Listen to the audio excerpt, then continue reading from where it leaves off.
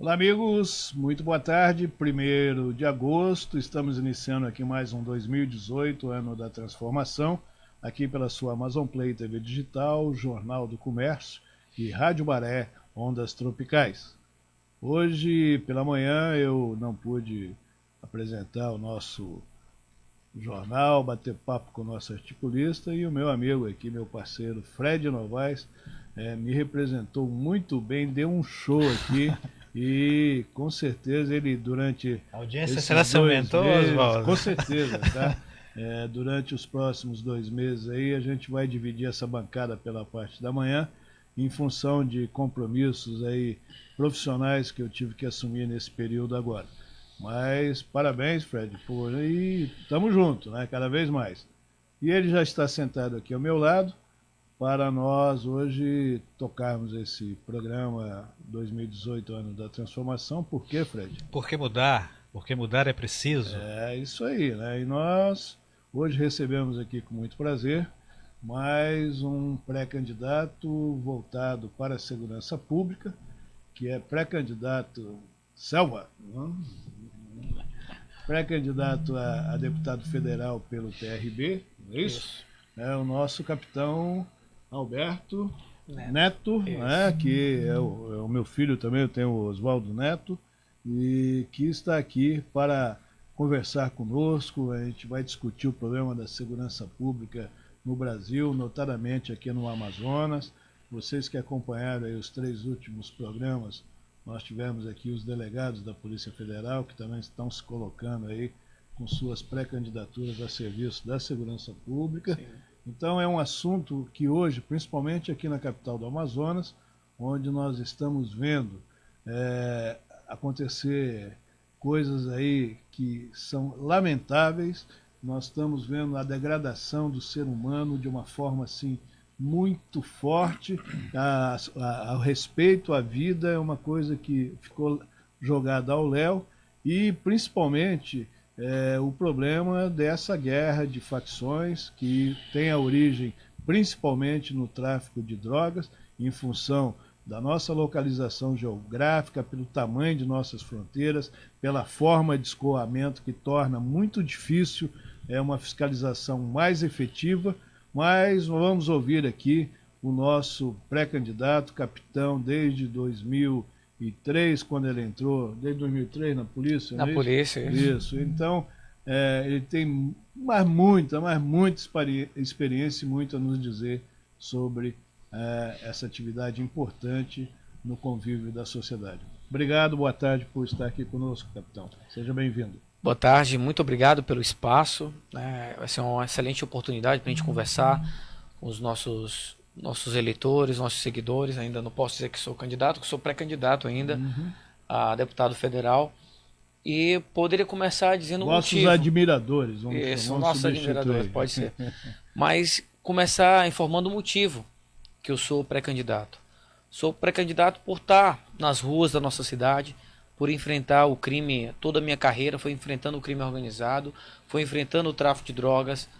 Mas o que eu consegui observar de dentro da viatura é que a polícia não está dando conta do recado, está enxugando o gelo. Eu já aprendi os criminosos mais perigosos da cidade. Eu não consegui ter um efeito. A população continua sofrendo muito com a segurança pública. O pai de família sai de casa e não sabe mais se vai voltar. Antes eu falava que era só o policial, mas hoje se estendeu para toda a sociedade. Ontem um funcionário, um biólogo do nosso até esqueci o nome do instituto agora. Do INPA. Nosso biólogo do INPA estava na parada de ônibus e foi assaltado e teve uma pequena reação e o bandido não teve pena.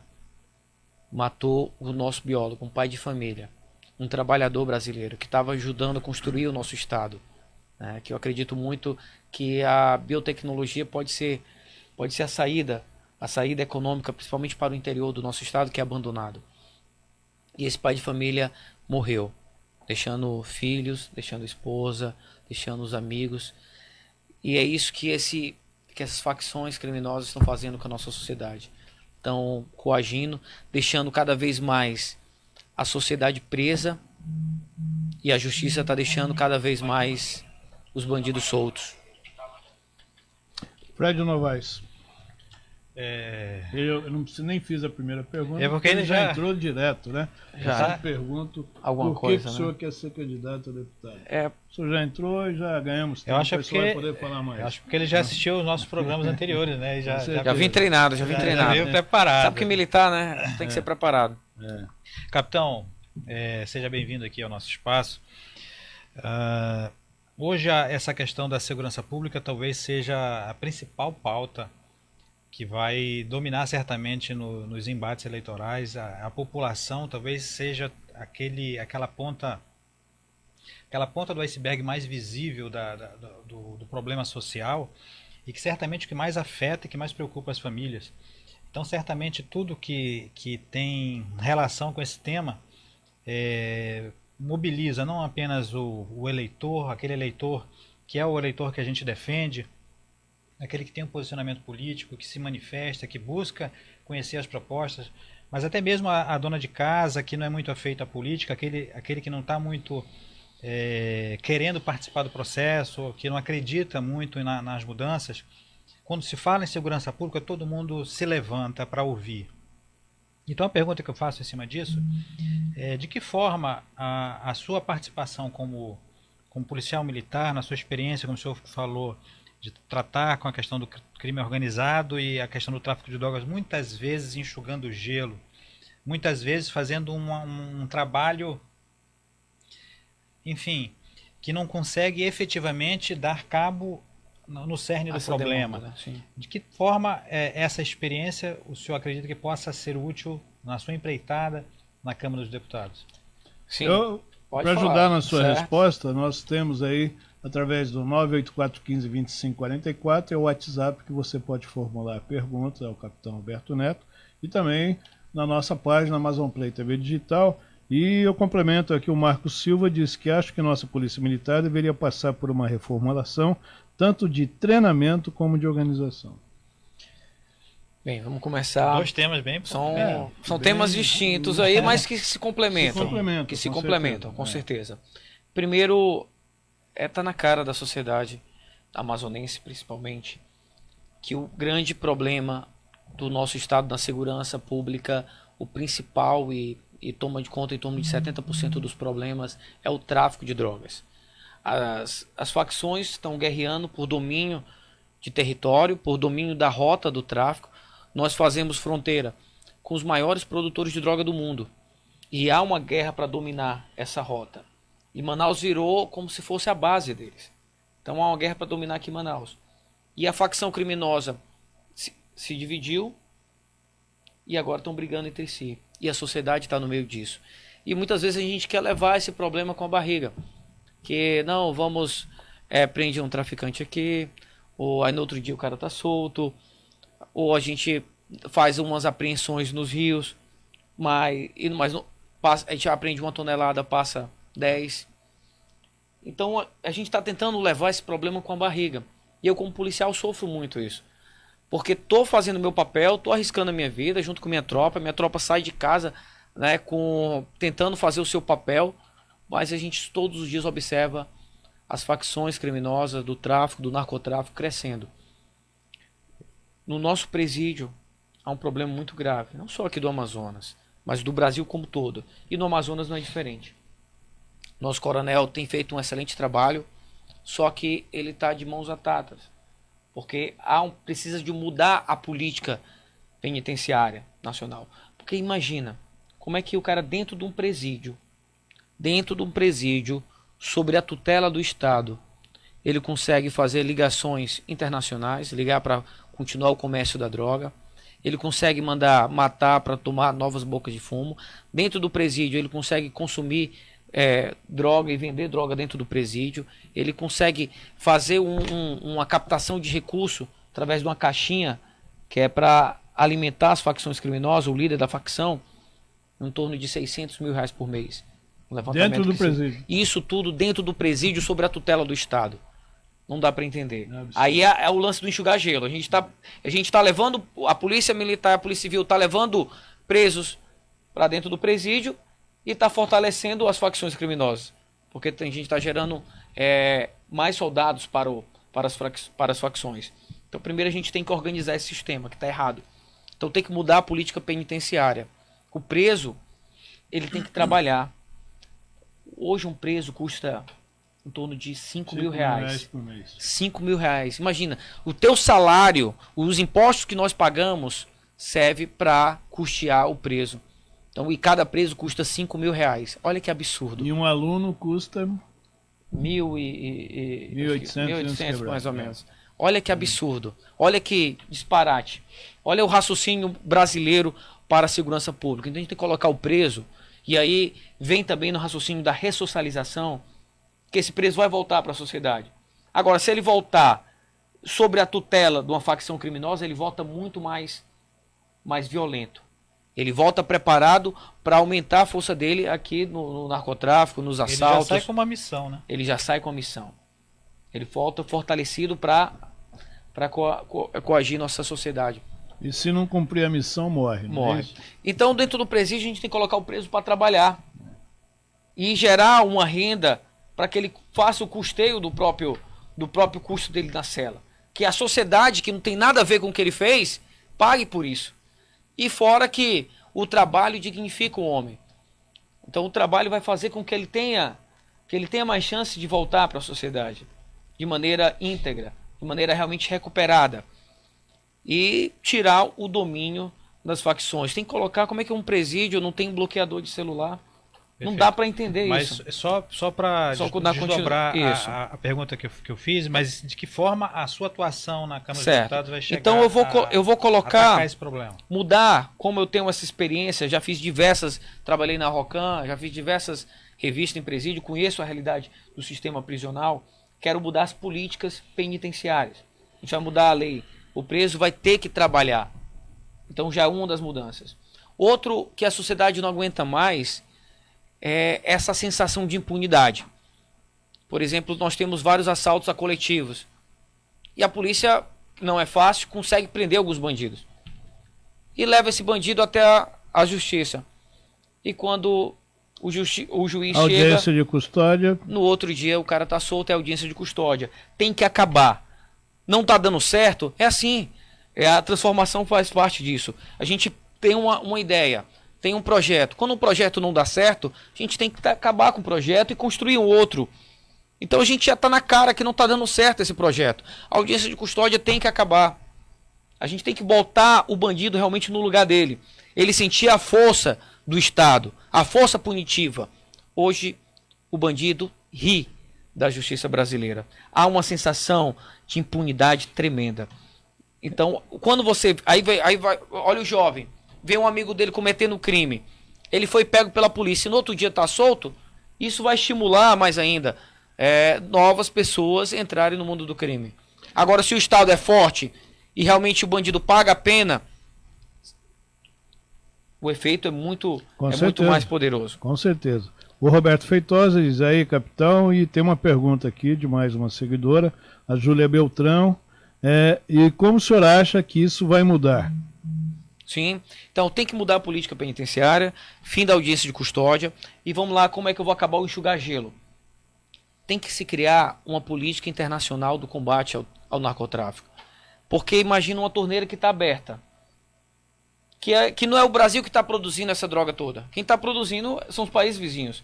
Então, se eu tenho problema nos países vizinhos, eu tenho que fortalecer as nossas fronteiras, realmente criar, de repente, uma polícia de fronteira, uma polícia marítima que vai realmente impedir essa entrada da droga e criar uma política internacional. Isso, dia e noite, não é só aprende um dia aqui e passa todo dia toneladas de droga. Então não traz um grande efeito, não causa um prejuízo para o tráfico. E criando essa política internacional, até com punições econômicas, a gente vai ter que fazer com que o Estado, na Colômbia, por exemplo, vá lá e faça o seu papel de coibir essa produção de droga que está afetando o nosso país. Como os Estados Unidos fez, né, criando até polícias dentro da Colômbia, levando até os traficantes para pagar a pena nos Estados Unidos. A gente tem que endurecer o discurso. Atacar na raiz. Tem que endurecer o discurso para o tráfico de drogas, que é a causa Que essas mortes que estão acontecendo no nosso estado é briga de facções. Só que tem gente inocente morrendo. Quando morre só bandido, é mais tranquilo. A gente fica até mais aliviado. Mas quando tem crianças, tem pai de família morrendo, porque o tráfico de drogas não é só essa facção. Porque quando a droga está embaixo ou eles querem arrecadar mais dinheiro, eles vão cometer assaltos. O tráfico de drogas está ligado a vários crimes na nossa cidade. Além disso, tem um risco também de muitas vezes haver confusão. Isso acontece, a gente vê em outros lugares, acontecer muitas vezes isso diante de muitas vezes uma certa liberalidade para a morte de bandidos e muitas vezes ocorrerem mortes de inocentes confundidos com bandidos. Eu já presenciei aqui na Zona Sul um triplo homicídio, mas dentro do homicídio tinha um vigilante. O cara estava voltando do trabalho e ele estava lá no meio era uma área vermelha, que ela tem uma condição mais humilde, e acabou morrendo por causa dessa guerra de facções. A guerra da Zona Sul, que a facção tá rachada. Outro detalhe que a gente acaba não falando é nas escolas. O tráfico de drogas tem entrado nas escolas. Os professores não estão conseguindo dar aula direito.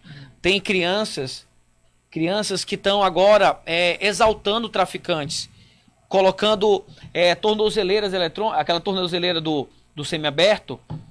O que a criança está fazendo? Colocando relógios no tornozelo para dizer que também é um traficante. Olha que ponto nós chegamos. A exaltação desses criminosos. Isso aí é culpa da justiça brasileira, que é culpa, né, de uma falta de política de segurança pública. Não tem nada. Eu tive em Brasília, conversei com os nossos parlamentares. Não tem uma política de segurança pública. Colocaram a intervenção federal do Rio de Janeiro, que não está servindo de nada. Só colocaram o exército lá sem projeto nenhum.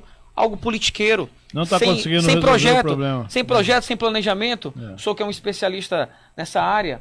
É verdade. Não funciona nada que a gente fizer sem planejamento, sem projeto, não vai funcionar. Nessa questão, disso, uma aventura. Vai lá. Dar uma resposta aqui. O Jander Lima fez aqui a pergunta pelo WhatsApp 984152544 e ele está perguntando por que o capitão será candidato a federal. Ele já respondeu, essa foi a primeira pergunta feita, Jander. Se você entrar aí depois que acabar o programa, entrar aí na nossa página, ver ele desde o início, ele explicou detalhadamente e ele acabou de complementar agora, quando ele disse que a segurança pública requer, além obviamente dos recursos, requer também do planejamento para a gestão disso aí. Foi não? Não, eu tínhamos uma questão em cima do que o senhor falou sobre essa situação das escolas, mas eu queria que a gente voltasse. Teve uma pergunta de um seguidor que acho que não foi respondida sobre a mudança na polícia. Ah, sim, porque realmente é muito grande e complexa. Realmente a nossa polícia precisa ajustar o seu modo de trabalho. Tem que evoluir. Né? Aquele negócio de o transformar, que eu tenho esse programa, eu acho que tem tudo a ver com o que nós estamos passando. Um novo Brasil que é necessário. É um Brasil que é necessário. Eu estava te falando da frase de Einstein. Ele fala assim: loucura é fazer as mesmas coisas esperando diferentes resultados. Nós já estamos fazendo as mesmas coisas há muitos anos e queremos melhoria. Não vai ter. Se a gente continuar fazendo o mesmo modo de trabalho, vamos ter esse mesmo resultado que está aí. Esse caos, essa insegurança que o povo está vivendo. E a gente tem que progredir, evoluir. E eu acredito, por exemplo, hoje, que horas já são? Já são 17h40. Nesse momento, nós temos em torno de 6 delegacias agora abertas, somente. Então, se aqui, por exemplo, a pessoa do Educandos, onde eu trabalhei, se precisar de uma delegacia, ele vai ter que se deslocar do Educandos até a Praça 14, para ter na Duque de Caxias. Então não tem e quem mais sofre com isso é quem tem necessidade, quem é carente, quem precisa de uma ajuda. Eu acredito num projeto chamado Ciclo Completo. O que é isso? É que o próprio policial, de maneira informatizada, linkada já à justiça brasileira, várias ocorrências de pequeno potencial ofensivo, né, que são aqueles crimes que têm penalidade até 4 anos, o próprio policial pode resolver esse problema na viatura, como já acontece em Santa Catarina, como já acontece no Rio Grande do Sul. Ele vai desenvolver, a população vai ficar grata porque vai ter sido atendida. Uma resposta imediata. Né? E a gente vai começar a integrar mais. Hoje a Polícia Militar está em todos os lugares, está cheio de informação. Eu, por exemplo, sabia tudo sobre o tráfico da Zona Sul, por exemplo, foi uma área que eu atuei bastante. mas eu não tinha contato com a Polícia Civil.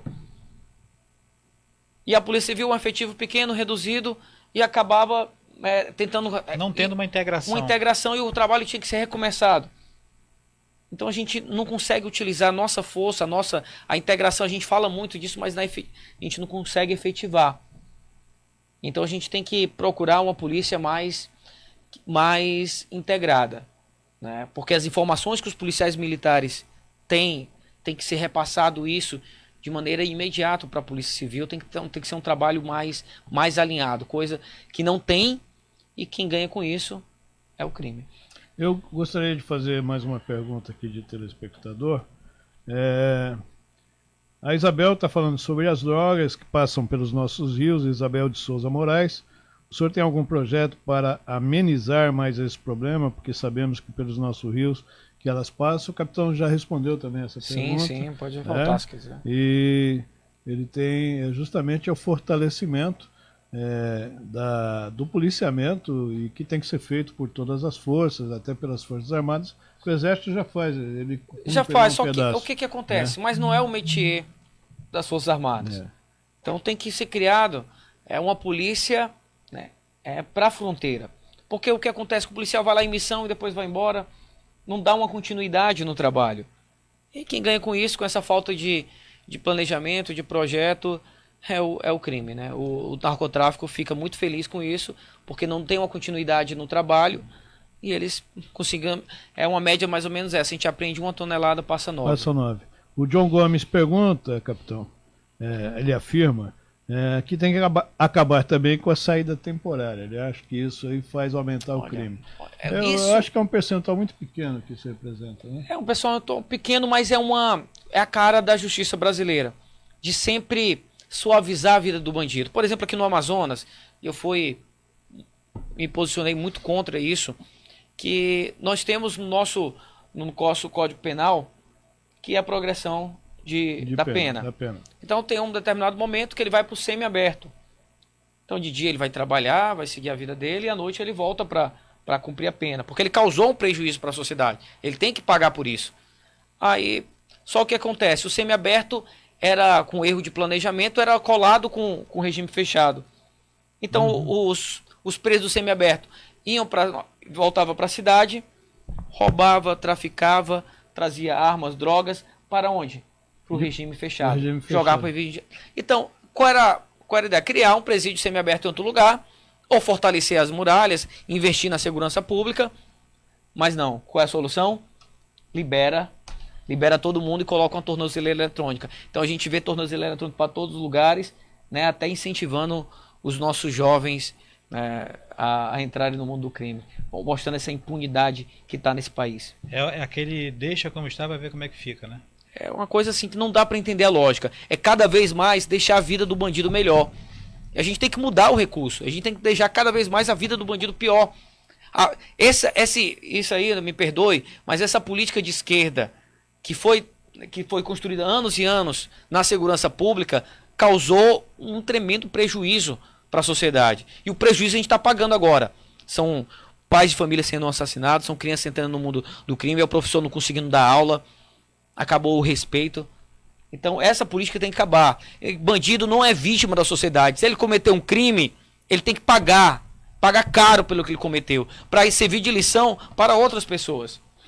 Quando o senhor fala política de esquerda na questão de segurança pública, o senhor está falando da questão da visão em cima dos direitos humanos muito arraigado, que foi uma cultura que nós tivemos nos últimos anos, muito fortalecida, né? Sim. Tentando construir uma imagem do bandido vítima.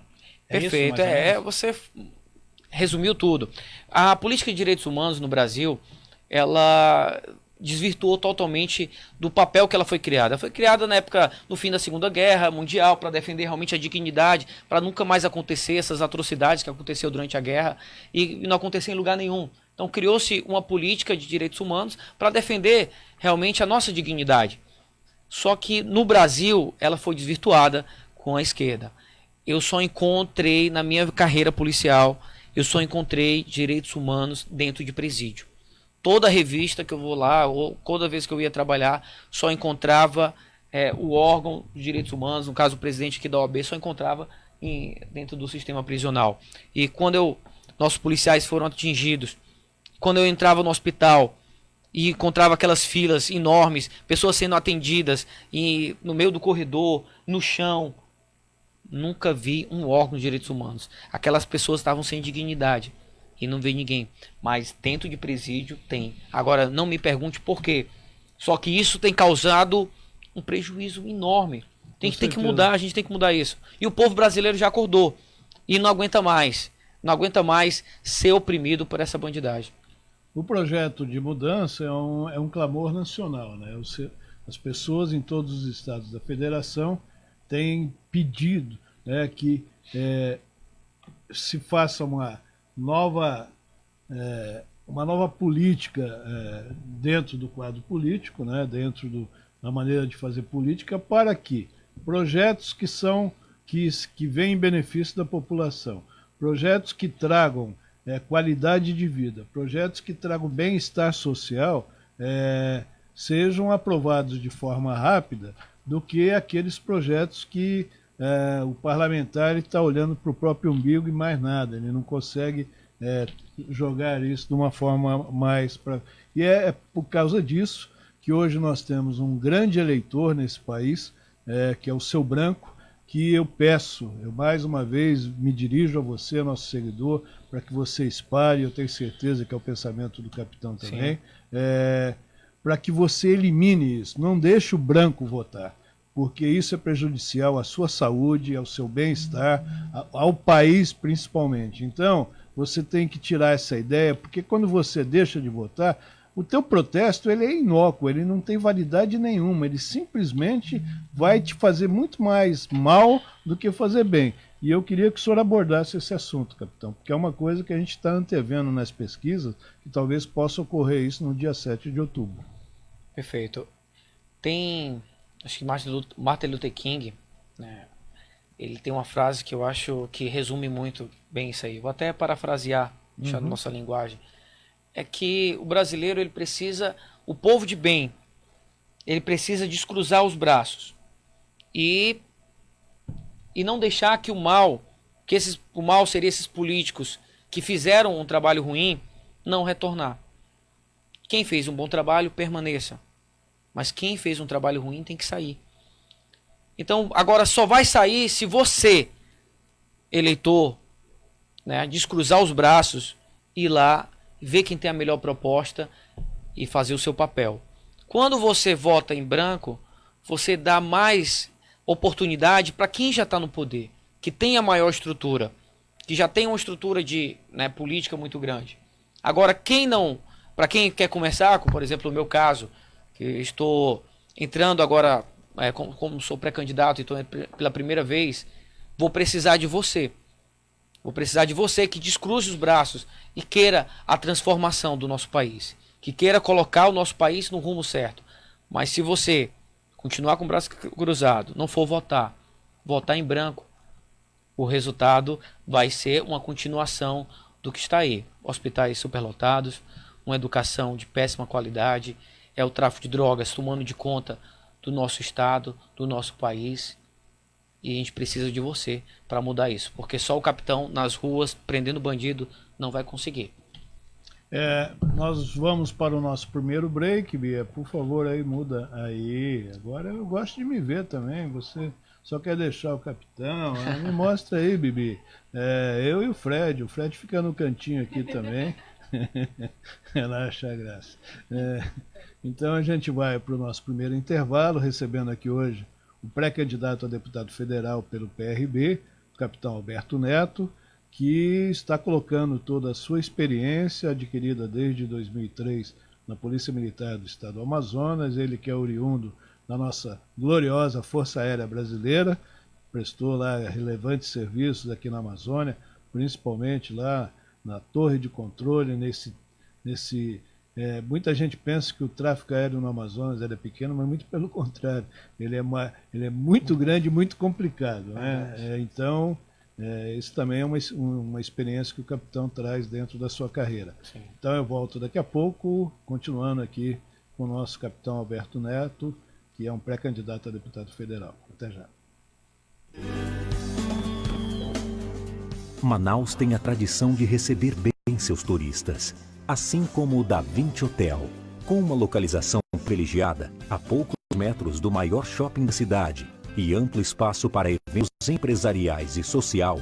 O Da Vinci Hotel é sinônimo de conforto e bons serviços. Em Manaus, hospede-se no Da Vinci Hotel.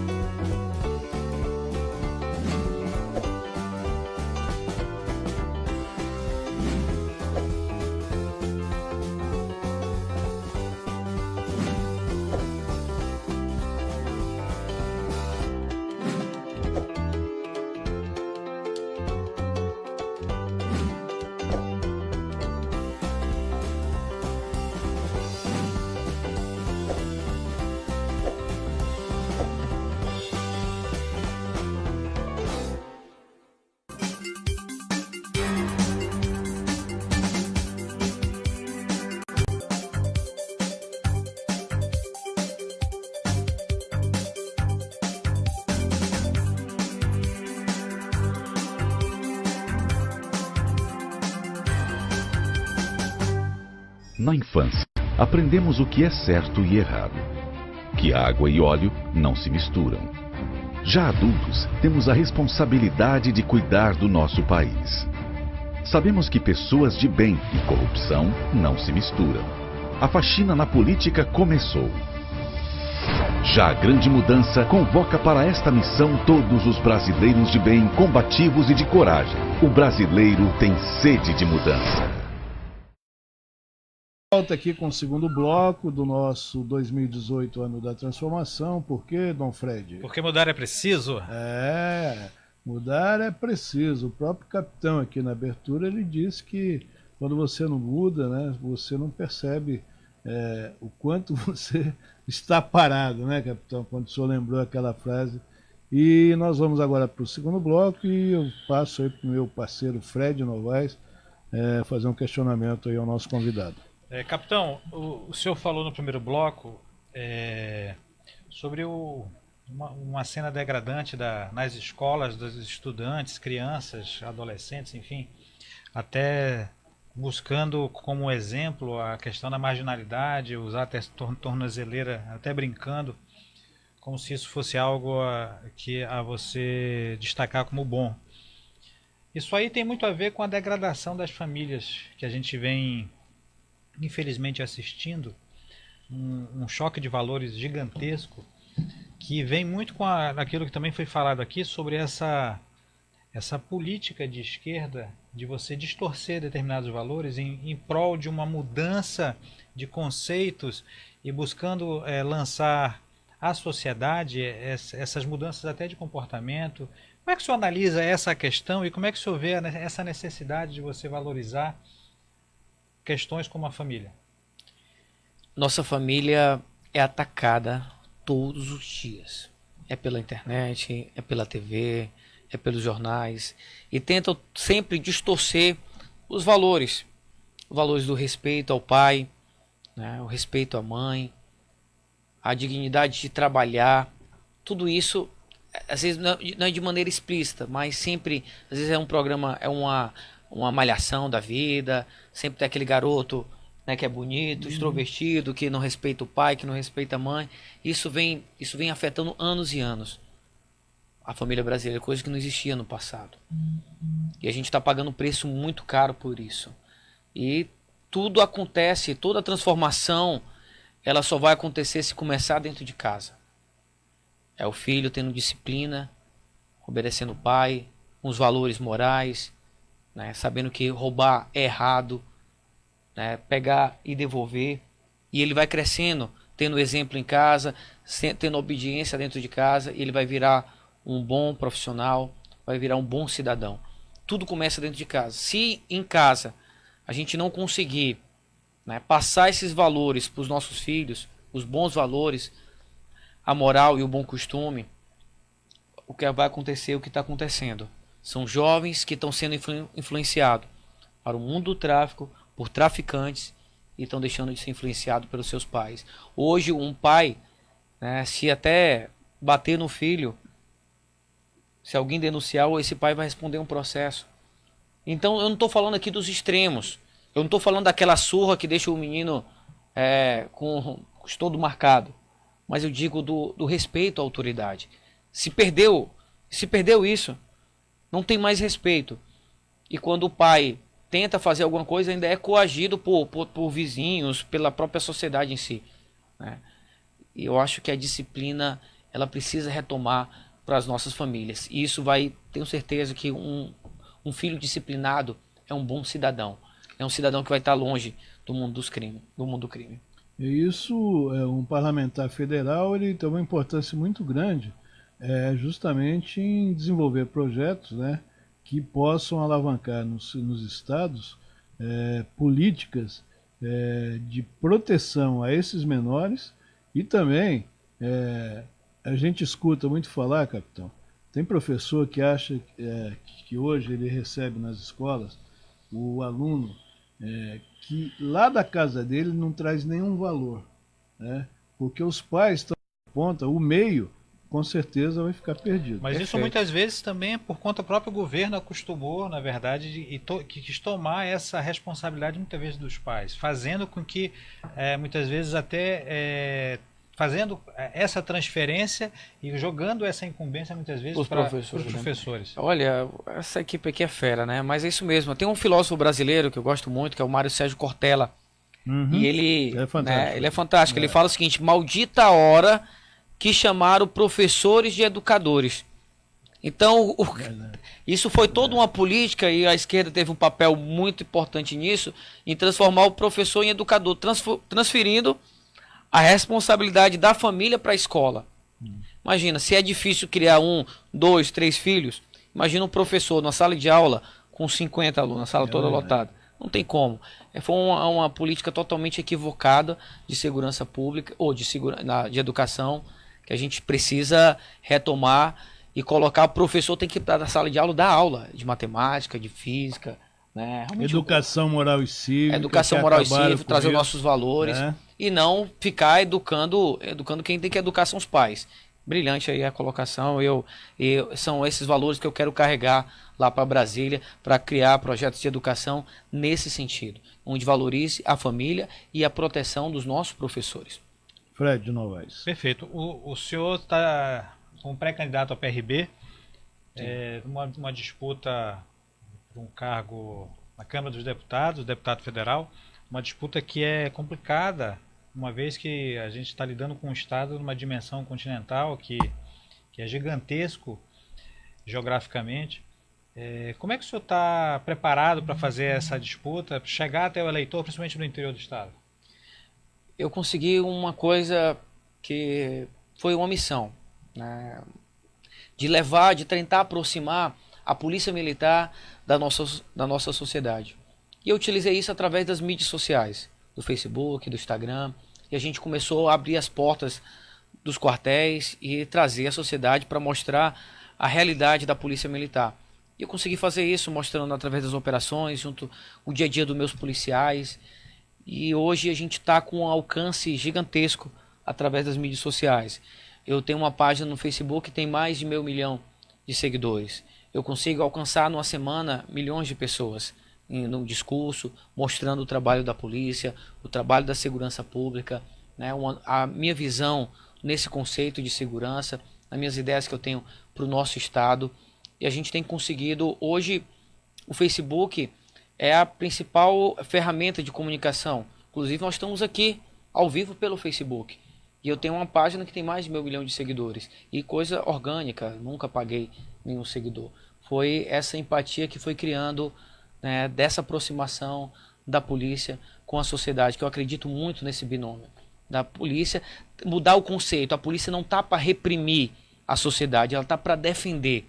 Então a sociedade tem que aplaudir, tem que estar do lado da polícia. Porque nós estamos para trabalhar para você, para te defender. e a gente vai reprimir bandido.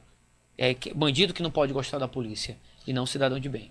Existem alguns estados brasileiros, capitão, que eu sei que o senhor conhece, a existência de uma forma bastante atuante da polícia comunitária, que é um modelo que foi importado, principalmente lá do Japão, onde isso funciona perfeitamente, porque é aquilo que ele disse. A sociedade, a população tem que estar ao lado da polícia. Ela não é para ter medo da polícia. Quem é para ter medo de polícia é o bandido. E ele nem isso ele tem mais. Hoje o enfrentamento é de uma forma desigual. Se um soldado atira num marginal, ele é processado, o Ministério Público vem em cima, aí vem de uma forma assim, muito mais pesada do que vem em cima de um marginal. Isso ocorre muitas vezes. Alguns crimes são cometidos e a ausência da autoridade fica recuada em função até desse medo de ele ser penalizado por estar defendendo a sociedade. É isso aí? É isso aí, perfeito. Eu acho que a gente tem que, e foi essa a missão que eu tive, com grande sucesso, trazer a sociedade para o lado da polícia. E fortalecer, e agora eu quero fortalecer mais a segurança pública, indo para Brasília. Fortalecer de maneira que a gente possa enfrentar o bandido, né, acabar com essa desigualdade. Que bandido tá armado e, por exemplo, aqui, quando eu falo segurança pública, não só a polícia municipal não tem uma arma para se defender.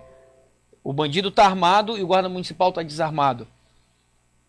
São coisas que não dá para entender. O Estatuto do Desarmamento, ele causou um prejuízo enorme quando o cidadão de bem entregou a sua arma e o bandido não teve nenhum projeto para tirar as armas do bandido. Fechar as fronteiras. É o que comenta aqui a Maria Irsk, acho que é essa a pronúncia, que diz o seguinte, que o melhor seria desarmar os bandidos, e eu complemento aí a participação da Maria. Muito obrigado por estar aqui com a gente, Maria. Mas a população de bem tem que ser armada, né? Sim, imagina, é um direito constitucional da tua defesa da tua própria vida. É mais uma distorção desse discurso de esquerda que infelizmente mais uma vez a esquerda querendo ter o controle, porque a esquerda gosta de controlar, né? Quis controlar a sociedade. E para controlar tem que desarmar. Fizeram isso em outros países, como a Venezuela. Primeiro desarma, para depois ter todo o controle. Porque quando se a população se revoltasse, não ia ter arma para poder lutar. Mas graças a Deus o povo acordou e está derrubando a esquerda. E um pensamento de prosperidade está surgindo. A transformação que o programa fala está chegando. A nossa hora é agora. Se nós queremos uma mudança nesse país, é a hora de descruzar o braço. Trazer uma prosperidade, mudar essa política de controle. Nós temos que ter uma política econômica mais liberal. Que a gente possa realmente crescer. Que qualquer pessoa que queira trabalhar tenha essa oportunidade. A gente tem que mudar a cara desse país. Agora, para mudar a cara, você tem que participar e mudar as pessoas. Me desculpa, mas eu tenho que falar sobre isso. A própria Maria, obrigado aí, Maria, eu gostei disso aqui. Ela disse que os maridos são muito ciumentos e qualquer coisa o marido mata a esposa. Precisa tomar cuidado com esse negócio do armamento aí. Ou qualquer marido... entendi. Olha, eu tenho que... Eu acho que é engraçado, mas ao mesmo tempo é sério. É sério. O mês de agosto, a gente está chamando de agosto lilás, que é para a gente falar sobre a violência doméstica. E tem crescido de maneira gigantesca no nosso país. E a gente tem que dividir as coisas. E a mulher no nosso país está sendo perseguida. Não sei, por inversão de valores, onde o marido, por ciúmes ou por afetos psicológicos que aprenderam, foi criado de maneira errada, não sei. Mas o papel aí sim, o papel forte do Estado, de punir, de controlar, de ter políticas de segurança voltada para a proteção da mulher. Porque, sabe, eu como policial, o que eu percebia? Que pra mulher era valente. Mas quando a polícia chegava, quando a gente chegava no local, virava um santo. Então, se o Estado fizer o seu papel de punir esses covardes, e a maioria dos homicídios contra as mulheres são de maridos, em torno de 50%, é uma taxa muito alto que a gente tem que parar e criar políticas de conscientização e o Estado tem que se fazer presente com políticas sérias contra o combate contra a violência doméstica. Desculpa, mas nesse caso aí, só falando da questão dessa relação arma com violência doméstica, eu acho assim que no caso específico dessa relação marido e mulher, o marido violento, aquele que a gente acha que é deprimente na sociedade, ele não precisa de uma arma para atacar a sua esposa. Ele, por ser homem e ser naturalmente mais forte, ele usa a sua própria força natural, então não é questão esse argumento da arma na relação doméstica. Não tem. Sim. A arma, na verdade, para o marido é o defensor da família, né? Por ele ter a maior taxa do hormônio masculino, da testosterona, ele tem mais força do que a mulher. Então ele é o defensor, ele é o protetor. Então ele com a arma, se um bandido entra na casa, o bandido vai entrar armado. E como é que o protetor da casa vai defender a sua família? É uma questão de lógica. Então, lógico que o estatuto só tem que mudar. O estatuto não pode ser do desarmamento. Né? Tem que ser um estatuto que vai controlar o armamento do Brasil. Dois pesos e duas medidas. Sim, né? não é para desarmar. Só desarmou a sociedade. O armamento ilegal, né? Que entra sem registro, que não tem controle. Precisamos ter um controle, lógico, da posse, do porte. Por exemplo, o vigilante, agente penitenciário. Os caras estão em perigo constante. Né? São alvos. Então ele está armado durante o serviço e fora do serviço ele anda desarmado. Então ele pode ser alvo muito fácil para o mundo do crime. É uma política que não dá para entender. É que a gente vai em contramão às soluções. Capitão, desculpa. Não. Capitão, a gente recebeu aqui, como o Oswaldo colocou, a gente recebeu 3 delegados da Polícia Federal. Inclusive, o posicionamento deles é em relação a um apoio que a Associação Nacional dos Delegados Federais fez um trabalho todo preventivo, preparatório, na verdade, para, vamos dizer assim, fundamentar a apresentação das pré-candidaturas, todo um trabalho de sedimentação dessa apresentação dessas propostas. A pergunta que eu faço para o senhor é, no caso, o senhor como um policial militar, o senhor tem, de certa forma, alguma articulação dentro da polícia? Existe alguma articulação dentro das associações? A gente sabe que tem várias associações das mais diversas patentes, sim. Em torno de alguma candidatura. Foi trabalhado isso na base? Como é que foi feito? Olha, a Polícia Militar é gigantesca, é a maior instituição do Estado. E a gente sabe que tem diversos, e dentro de uma maior instituição, tem diversos pensamentos. Mas dentro dos oficiais, que é uma categoria menor, né, da carreira da Polícia Militar, se organizou, fez um plebiscito. E nesse plebiscito eu fui aclamado como candidato da Polícia Militar para federal, com 90% na votação. Né? Devido ao trabalho que a gente fez, né, nas mídias sociais, a gente sabe que uma eleição para federal é gigantesca, é uma média de 100 mil votos, que só a Polícia Militar não conseguiria eleger um candidato. Porém, como eu tenho esse trabalho nas mídias sociais e a popularidade muito grande na cidade, no nosso estado, a polícia enxergou que eu seria o candidato mais viável para ganhar. Nós temos vários policiais talentosíssimos, tanto praça como oficial. Foi até uma pergunta que veio aqui. Isso. Por que os candidatos, na maioria, são oficiais? Quer dizer, são todos oficiais e nunca não. praça? Acho que eu, como cidadão, o Fred, nós temos, qualquer um pode ser, desde que você esteja com a sua ficha limpa, esteja como cidadão brasileiro, possuindo todos os documentos e pré-requisitos, você pode se candidatar sim, pô. Muito pelo contrário. Vai ser recebido por nós também aqui. Com certeza, e vai vir falar aqui. Muito pelo contrário, nossos candidatos, os nossos deputados estaduais, um é um cabo e o outro é um soldado. Sim. São deputados estaduais, eleitos com a ajuda da Polícia Militar.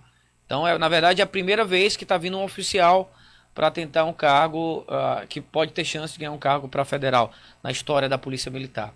Nós temos a chance porque o povo está pedindo muito isso. Né? A gente sabe que o caos da segurança pública chegou dentro da nossa casa, chegou para os nossos filhos. E a gente precisa mudar, senão a gente vai deixar para os nossos filhos, para os nossos netos, um país assim entregue à bandidagem. O que aconteceu no Rio de Janeiro, o que acontece no Rio de Janeiro é um reflexo, é o futuro que vai acontecer aqui no Amazonas, como já está acontecendo no Ceará.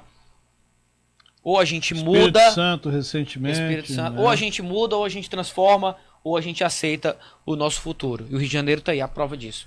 Fred, com licença que eu gostaria de fazer esse registro aqui. A mesma Maria Hirsch, ela diz o seguinte, que aqui na Suíça não temos armas em casa e não temos esse medo.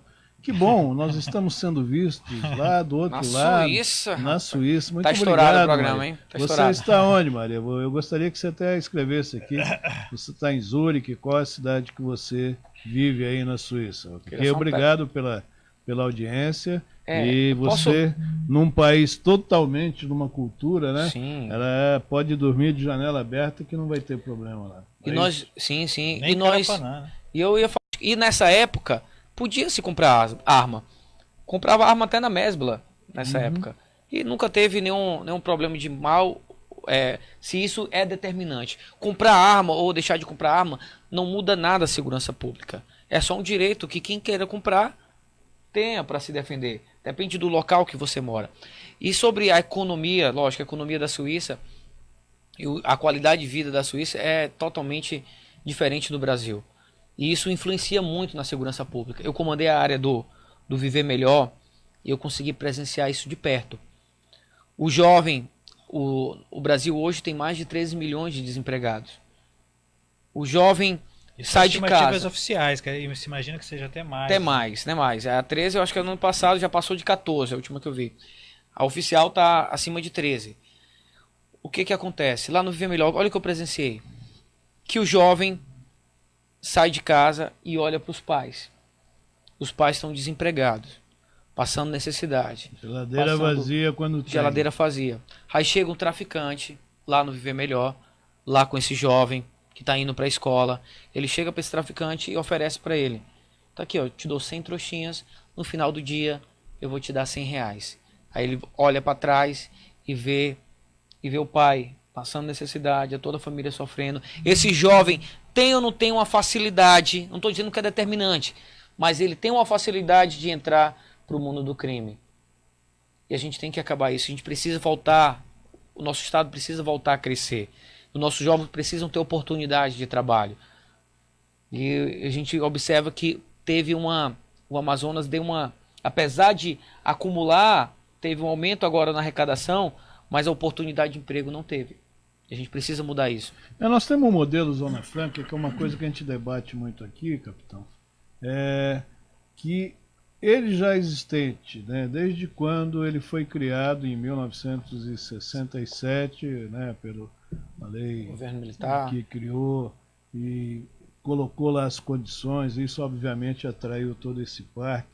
A nossa economia cresceu, a mão de obra ela foi preparada durante esse tempo. Então hoje nós temos que na época no início da Zona Franca nós não tínhamos isso. Mas aí o que acontece? Nós temos uma ciumeira muito grande, né, daqueles que gostam de ganhar muito, que gostam também de ter os seus incentivos e atacam aqui a Zona Franca diariamente, principalmente através de um lobby que existe lá no Congresso Nacional. E nós, com apenas 8 deputados federais somos uma bancada muito pequena, né? E, por exemplo, então agora, eu sou como um homem voltado aí da área de segurança pública. Os demais candidatos aqui no estado, que também têm origem na segurança pública, e nos outros estados federativos, que têm um pensamento nacionalista, que é o que também é muito importante, né? Nós colocarmos isso, né? Porque está faltando isso também, esse sentimento nacionalista. Eu tenho certeza que a Zona Franca poderá voltar a ser o que era. O desenvolvimento da biotecnologia, de tudo aquilo que está estagnado aqui hoje, nós vamos conseguir gerar mais empregos e, obviamente, que esse problema que a polícia tem hoje, essa força que ela tem que empregar diuturnamente, 24 horas. Eu lembro muito do general Mioto, ele falava que no CMA, durante o comando dele, era 24 horas por dia, 7 dias por semana. Então isso é uma coisa que nós temos que resolver. E eu acho que a função do parlamentar ele também tem que voltar para esse lado, né? A educação e o sistema de economia tem que ser muito bem pautado e para que a Zona Franca volte a ser o que era. Perfeito. Eu acho que a Zona Franca tem um papel fundamental no nosso estado. E a gente tem que brigar pela permanência dela. Só que não só de Zona Franca pode viver o Amazonas. Eu acho que eu vou lutar por um projeto paralelo à Zona Franca. O interior do nosso estado está passando necessidade. Eu tenho viajado pelos municípios, a segurança pública está um caos e o povo sem condições nenhuma de dignidade. Só apenas sobrevivendo. E por que esse povo do interior do nosso estado não merece também uma prosperidade? Por que o interior do estado, se o cara quiser comprar o que ele quiser, um iPhone, se ele quiser viajar para os Estados Unidos, né, ele ter uma chance de crescer na vida e não depender apenas de Manaus? Senão o que acontece? A gente cada vez mais deixa um estado concentrado em Manaus e o restante do estado entregue. Entregue quem? As ONGs internacionais que vêm roubar aqui a nossa riqueza, tanto os nossos minérios, patenteando tudo que é nosso. E um projeto que nós estamos elaborando seria a Universidade da Biodiversidade. Porque essa viagem que eu estou fazendo, eu estou achando ilógico isso. Como é que um estado tão rico e deixar um povo tão pobre? Como é que nós estamos... E esse recurso tem que vir para o povo, que é o dono da terra. O problema do minério é um problema muito mais complexo, porque tem que destravar o que tem de legislação ambiental, que é um dos problemas muito sérios que nós temos no Brasil. Né, eu estou indo para lá com essa missão. Não dá para entender.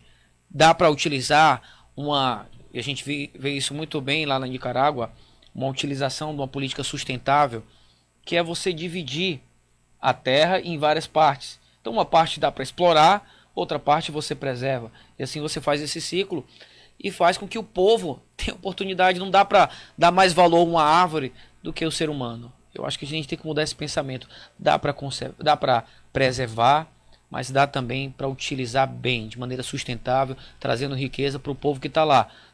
Não é para os estrangeiros. Fred, a gente verificou nos últimos anos uma série de consequências danosas vindo dessa leitura muito alinhada à esquerda, que fala exatamente sobre essa visão sobre a preservação do meio ambiente, dentre outras que a gente já falou aqui. Essa visão de falta de olhar para o homem e olhar muitas vezes de cima para baixo, e você muitas vezes tendo o discurso até dos estrangeiros em relação à Amazônia. Isso feriu, e a gente sofre hoje consequências desse discurso à esquerda no país, mas por outro lado a gente assiste não apenas no Brasil, mas no mundo, um ressurgimento de uma posição política mais alinhada à direita. Como é que o senhor vê essa questão? O senhor acha que, por exemplo, os indicativos que dão, por exemplo, uma margem considerável e já sustentável ao presidenciável Bolsonaro na liderança, é um indicativo de que o eleitor brasileiro está disposto a, vamos dizer assim, parafraseando aí, endireitar o país? Perfeito. É o presidente que eu vou pedir voto, que eu vou para a rua, né? Independente de eu não estar no mesmo partido dele, mas eu vou para a rua, vou pedir voto. Dilma, votei no Aécio, e a gente viu no que o país se transformou. Transformou numa política, essa política de aprisionar, de não deixar o nosso país crescer do jeito que ele pode crescer. E o Bolsonaro acaba representando uma ruptura desse jeito de fazer política, do toma lá da cá, né? De fazer aquele arrumadinho, de comprar voto para poder aprovar o que merece. Eu acho que são 28 anos que ele tem de deputado. Eu sei que ele é muito criticado, porque não conseguiu aprovar projetos. Mas você imagina, um país que está numa lama de corrupção tremenda. Nós temos processo aí da Odebrecht, operações do Mensalão, Correios, André Gutierrez, são tantos Furnas, são tantos aqui operações da Polícia Federal que desmascararam a corrupção do nosso país. E isso já vem de muito tempo. E o deputado Jair Bolsonaro, ele passou por todos esses governos e não se corrompeu. Então ele representa, só que um cara sozinho não faz muita coisa. Ele vai ficar isolado. Mas ele elegendo pessoas que têm um pensamento de direita, que quer realmente endireitar o nosso país, e formando uma equipe econômica, uma equipe, onde posso dizer, vou parafrasear aqui com a minha polícia, uma tropa de elite, Por exemplo, o economista do Bolsonaro é um cara que eu estudo muito, que é o Paulo de ajustar, né, a burocratização. Eu tenho certeza que vai vir muita coisa boa com esse economista para o nosso país. Agora, não é uma figura heróica. Eu sei que tem aquela brincadeira do mito, não é herói. Mas ele representa, sim, a mudança. Esse jeito de fazer política errada, né, de corrupção, de ter que estar comprando todo mundo para poder fazer com que o país cresça, de pensamento só individualista e o político pensar só em o que ele vai ganhar, mas sim pessoas que vocês vão eleger agora em 2018, que vão trabalhar realmente para o povo, para transformar esse país. Ele representa, da forma como a gente vê nas pesquisas e a forma como as pessoas, né, se referem ao candidato Jair Bolsonaro, ele tem representado a desesperança. Eu coloco dessa forma, né? As pessoas não conseguem ver nas demais candidaturas que estão sendo postas aí uma mudança de tudo, né? Então, só mais do mesmo. É só mais do mesmo. Então, isso é o que tem levado, né, as pessoas a manifestar publicamente, né? Isso, inclusive, é uma coisa que não ocorria nas eleições passadas, de alguém declinar alguma coisa bem antes do pleito, né? E as pesquisas têm indicado isso. E nós temos que respeitar, por isso que nós vivemos numa democracia. Democracia, quando ela é bem exercida por todos os poderes, por todos os cidadãos, é o melhor regime para se viver. Agora, quando não querem que a democracia viva com saúde, que ela seja uma coisa saudável... Você pode militarizar assim, você pode militarizar colocando um capitão na presidência e um capitão aqui no Amazonas para deputado federal. Uma parte da militarização. Fica a dica, né? Fica a dica. Estamos recebendo aqui o capitão Alberto Neto, que é um pré-candidato do PRB a disputar uma vaga lá na Câmara dos Deputados, ser um dos 513 e que consigam em todos os estados formar aí pelo menos uma bancada onde todos possam falar, ter vez, ter uma liderança própria, inclusive, para não ficar no famoso baixo clero, onde você vota numa pessoa e lá outro vota por você. Uma pessoa que você nem conheceu, que são os líderes, que é uma forma errada que tem lá na Câmara dos Deputados. Eu vou para mais um break e voltamos com o nosso último bloco de 2018, ano da transformação, porque, como diz o Fred... E aí, Fred? Mudar é preciso. É isso aí. Então tá bom. Muito obrigado até agora pela audiência. Eu quero... passou aqui já, porque são muitas mensagens chegando. A Maria, depois procura aí para mim, Jaqueline, aí no ela deu o nome da cidade que ela mora, se não me engano é Auberret, alguma coisa assim. Eu acho que é na Suíça francesa que ela mora. Um abraço, Maria, obrigado pela audiência e continue sempre com a gente. Ok? Daqui a pouco a gente volta.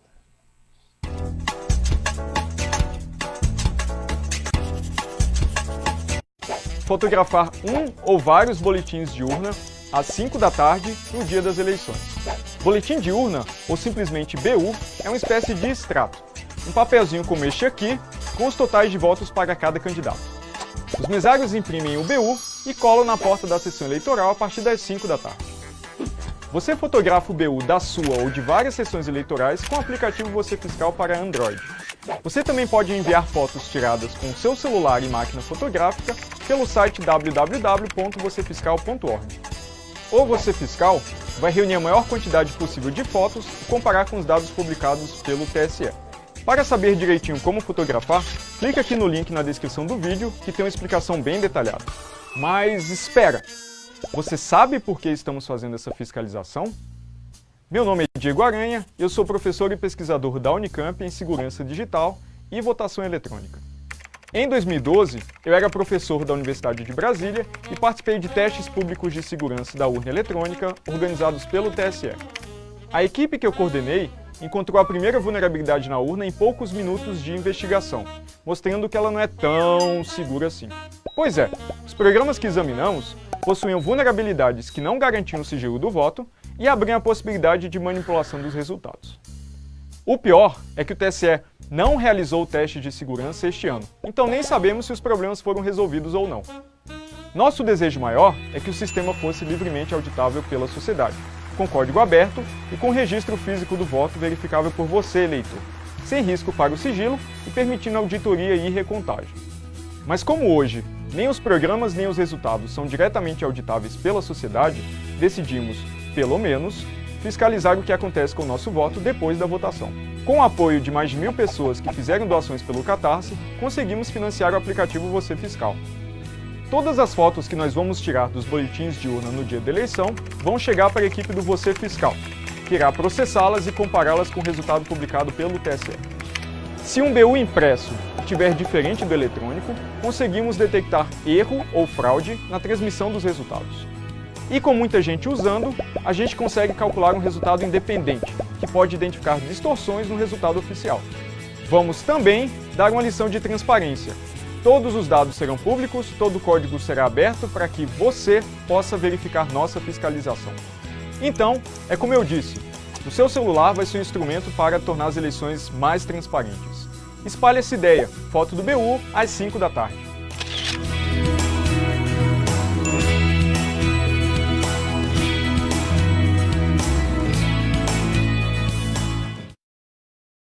Estamos de volta com o nosso terceiro e último bloco, hoje, 1º de agosto, aqui do seu programa 2018, Ano da Transformação, porque mudar é preciso. Recebendo hoje aqui o pré-candidato a deputado federal pelo PRB, o capitão Roberto Neto, que está aqui falando sobre diversos assuntos que englobam aí um parlamentar, mas principalmente a segurança pública, que é aquilo que o povo está clamando por uma solução rápida para viver bem em paz. Se é que tem, né? Se é que tem. Eu estou aqui com o nosso parceiro, meu companheiro de bancada, o Fred Novaes. Quero aproveitar aqui e agradecer aí também. Nós hoje até o estúdio aqui estamos tendo visitantes, o Douglas, lá do município de Borba, que é um jovem líder lá da juventude, da pastoral. Também, qual é a pastoral lá, Douglas? A PJ, né? Pastoral da Juventude, e ele que atua também, é lutador, essa coisa. Obrigado aí pela presença e vocês que estão aí nos outros municípios, quando vierem a Manaus, quiserem vir nos visitar, será um prazer recebê-los aqui. E Borba teve um caso agora, né? Sim, seríssimo, né? Um caso de... foi uma menina que sofreu... homicídio. Foi assassinada, né? Foi o padrasto, não foi? Não, foi... Era como se fosse namorado, suposto namorado, né? Suposto namorado. Tinha um envolvimentozinho com tráfico de drogas. Isso. Você vê, né? Até no interior, essa coisa maldita, né? O interior tá destruindo famílias e destruindo coisas. E eu queria falar com propriedade, porque como eu estou vendo de perto o interior do nosso estado, se Manaus está ruim, que tem um certo investimento na segurança pública, o interior tem investimento zero. Então, por exemplo, lá tive em Pixuna. Em Pixuna tem já fica bem próximo ao Acre, tem uma facção do Acre chamada Bonde dos 13, já entrou no município, já está guerreando com a facção do Comando Vermelho, que é outra facção do Rio de Janeiro que está lá. Olha, imagina, no interior do estado, casas queimadas. Tem uma criança lá, eu fiz até um vídeo sobre isso, tem uma criança que incendiou uma escola, que isso seria a iniciação para o mundo do crime. Para ele poder entrar na facção, ele tinha que fazer algum feito. E o feito dele foi incendiar uma escola estadual de Pixuna. Ao ver o nível do interior. Borba sofreu agora um atentado. Né? A população que matou a jovem de maneira horrível, cruel, né? Então a morte dele não tenho pena nenhuma. Mas mostrou claramente o descaso da segurança pública. Como nossos policiais lá não tinha, o efetivo era reduzido. Lá em Borba tira dois policiais por dia de serviço.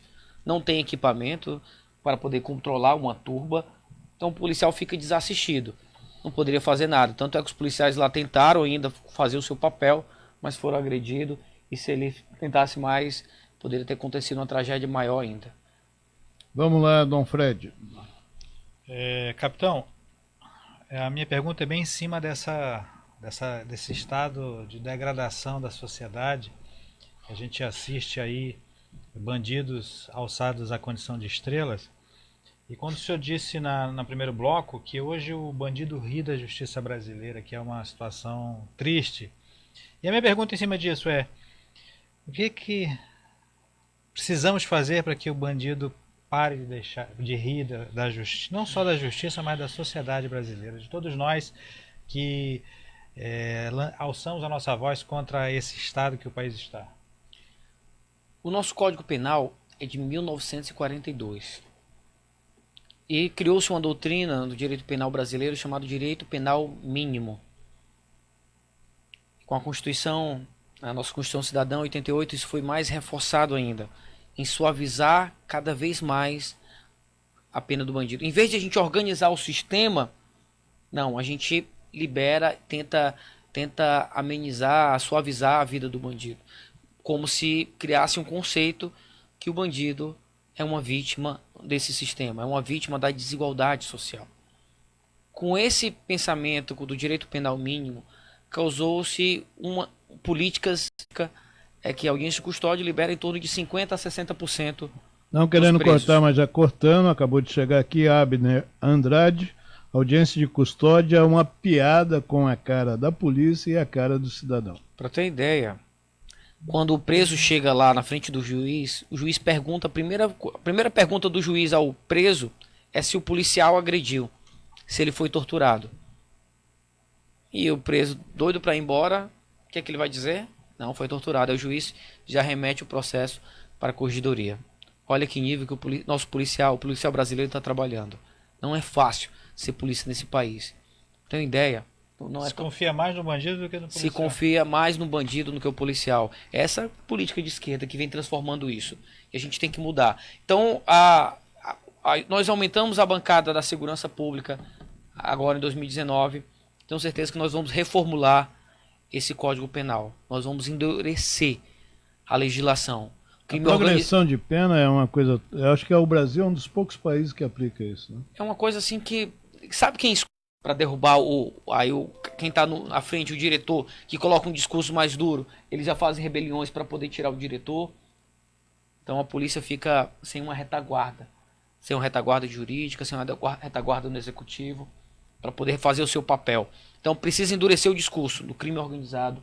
Tem que ter uma lei mais pena. Acabar com essa progressão de pena, que não tem sentido nenhum. O cara mata uma pessoa, pega 30 anos de prisão, vai cumprir 8, e aquela vida não volta mais. E não tem-se aquela sensação de punição. Não tem. E isso tem causado prejuízo, isso tem causado um dos responsáveis por causar esse caos no nosso país.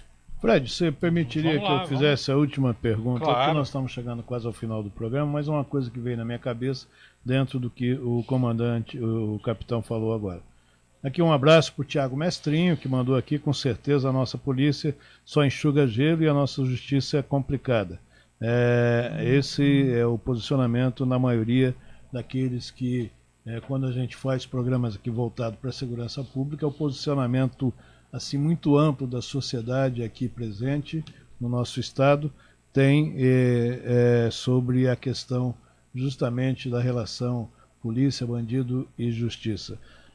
Eu queria fazer uma pergunta para o senhor. O senhor falou aí de rebeliões, de aqueles movimentos dentro das cadeias, onde as facções dominam, mas nós também temos que elevar o nosso pensamento para a gente poder raciocinar e ver até que ponto isso também prevalece. Nós nunca, na história, se eu gosto de parafrasear algumas pessoas, vou parafrasear uma pessoa da história recente. Nunca na história deste país, entendeu? Eu ouvi falar... que está preso, né? Que nós temos aí 4 presídios federais no Brasil. Né? No estado do Paraná, no estado do Rio Grande do Norte, no estado de Rondônia, está faltando um. Ou são 3 só? Não, tem mais um. Tem mais um. Paraná. Mato Grosso, no Mato Grosso, ok? E lá, pelo menos, nós não temos conhecimento de nenhuma rebelião ocorrida até o presente momento. Eu pergunto-lhe, aqui no estado do Amazonas, quase as penitenciárias que são meia privatizadas, né? Não são totalmente privatizadas, mas elas são meia, e tem até um nome sugestivo, né? Humanizare, né?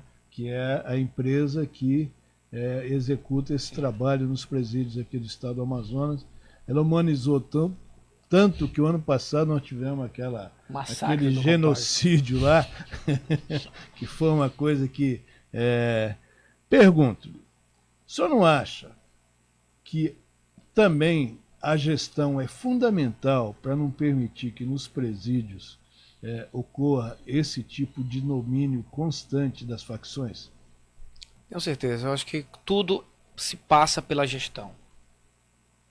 Agora, uma gestão com pouco recurso, tem a diferença de gestão com pouco recurso, e no caso que a gente está lidando com presos, precisa de uma gestão, mas com a retaguarda.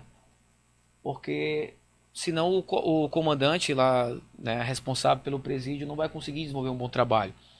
Por exemplo, já presenciei várias vezes presos fazendo rebelião para tirar diretores que endurecia mais o discurso. E o governador acabava cedendo e tirando o diretor para poder... A gente passou muitos anos negociando com o bandido. Essa que é a realidade. A gente tem que falar isso. Negociando com facção criminosa. Não, vamos deixar essa facção criminosa aqui, que ela é mais boazinha. E o resultado está aí. Teve um rompimento da facção e a população amazonense está sofrendo. Tem que parar de negociar com o bandido. O bandido tem que cumprir a pena. Tem que estar uniformizado. Tem que estar em uma cela realmente segura. Agora, para isso, precisa de investimento. Eu não vou botar a culpa aqui no diretor do presídio. Tem que ser realista. O diretor tem feito... Ele faz o que ele pode. Ele precisa de um retaguarda. Ele precisa de investimento sério. Esses 5 mil reais por cada preso tem que ser investido. Para colocar um presídio realmente com a dignidade, né? Não pode ser uma coisa de qualquer jeito. Isso aí, até isso eu sou um pouco contra o Bolsonaro. Não pode ser de qualquer jeito, só jogar preso dentro do presídio, porque senão vai fortalecer mais ainda o descontrole do Estado. Precisa ser algo organizado, algo que realmente o Estado consiga monitorar todos os passos do preso, que ele fique lá pagando a sua pena. E a gente vai mudar para criar um projeto paralelo que esse preso, pagando a sua pena, consiga trabalhar. Agora, do jeito que está, não dá. Para ter ideia, para uma facção criminosa entrar no nosso Estado, ela precisa de um papel, que é comandar um presídio. Então, por que teve o massacre? Porque o PCC estava querendo comandar um presídio que era do FDN.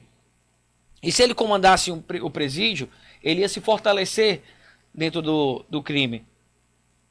Olha que ponto. É dentro do presídio que ele que fortalece a facção criminosa. São os quartéis generais. São os quartéis generais do crime. A gente tem que acabar com essa farra. Não dá mais. Senão o policial vai ficar enxugando gelo. Senão o policial vai ficar morrendo, sendo caçado por esses bandidos. Em 2016 foram 453 policiais mortos. Em 2017 foram 385. Morre mais de um policial por dia nesse país. E a gente tenta levar a segurança pública com a barriga. Agora no Rio de Janeiro tentaram essa intervenção federal. Fracasso total. Não dá. Tem que mudar a política. Tem que mudar a política de segurança. Tem que organizar esse presídio. Não tem jeito. Não tem jeito, eu tô falando isso porque é a raiz, é uma das raízes do crime organizado. Fred, a gente tem que chegar ao final. Perfeito. E não para de chegar aqui mensagem, né? O Abner Andrade diz que não podemos esquecer o governo do PT que desarmou o cidadão quando em 2005 foi um plebiscito, né? Foi 2015, teve plebiscito. Isso. Foi 90% de pessoas querendo que reformulasse o estatuto e o governo PT autoritário não quis. Não quis. Né? Isso. E agora Não se preocupa não, como é o nome dele? Abner Andrade. Abner, capitão, vai lá para Brasília e vai, junto com a bancada da segurança, a gente vai reformular esse estatuto. Olha aqui que absurdo. A Graça diz que agora mesmo minha filha foi assaltada dentro do ônibus e ainda viu o bandido roubar outra pessoa e teve que ficar... É verdade. Foi o que aconteceu em Boa. Assim, mudança de políticas. Tem toda uma conjuntura de um sistema que tem que ser mudado. Precisamos transformar. E esse ano de 2018, não é isso? É o ano da transformação. O Abner, obrigado, capitão. Deus lhe abençoe. Ele está agradecendo aí a sua intervenção. Não para de chegar aqui nenhuma... Infelizmente, nós temos que encerrar o programa, senão a gente ia ficar aqui a noite inteira falando sobre isso. Mas eu prefiro o capitão, embora ele não esteja trabalhando, que por o fato dele ser um pré-candidato, ele não pode estar à frente, não pode estar na rua, mas eu tenho certeza que os admiradores, os parceiros dele de farda, vão estar aí fazendo isso. Sim. Fábio Fernandes, obrigado, o Abner mais uma vez, a Maria, o Antônio dos Santos, que aqui fez uma declaração de apoio ao senhor e também a uma outra candidata para estadual. Vocês são pré-candidatos ainda, nós não podemos falar de votos, não podemos passar... só projetos. Só projetos, não é isso?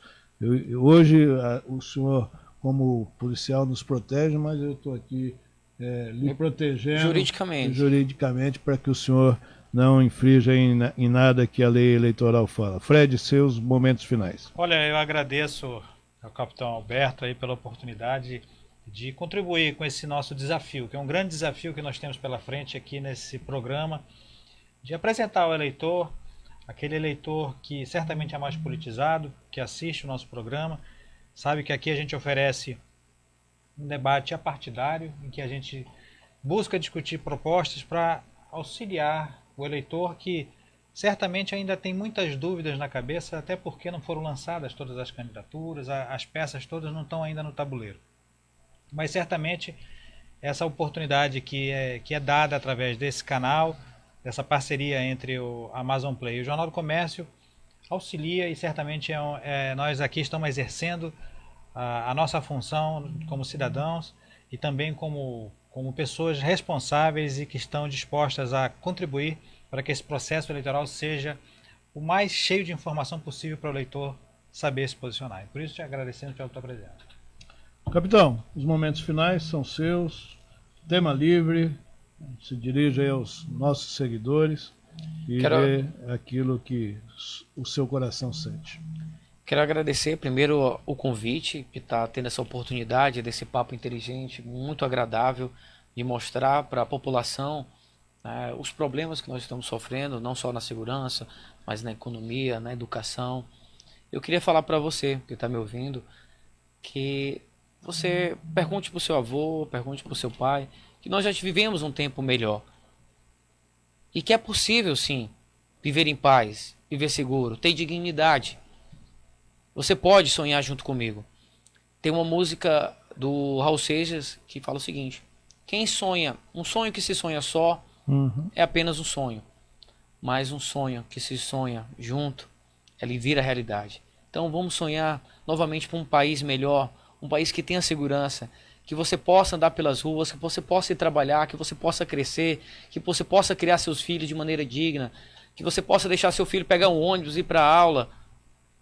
Eu acho que é possível, tenho certeza que é possível. E eu garanto para vocês que eu quero lutar por esse país melhor. Ok. Agradecemos aqui então a presença do pré-candidato a uma vaga de deputado federal pelo PRB, o capitão Alberto Neto, que aqui esteve. Eu tenho certeza que nós pudemos então